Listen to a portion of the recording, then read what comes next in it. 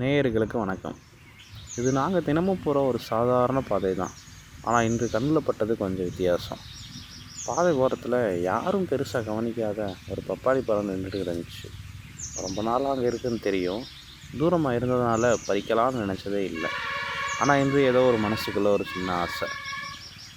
எல்லாத்தையும் ஓரமாக வச்சுட்டு ஒருத்தர் மறையேறினோம். ஒவ்வொரு பப்பாளியும் பறிக்கும்போது சாதாரண பழம் இல்லை, இயற்கை தந்த மாதிரி தோணுச்சு. வீட்டுக்கு கொண்டு போகிறப்ப ஒரு சின்ன சம்பவம் கூட ஒரு நல்ல நல்லா மாறிடுச்சு.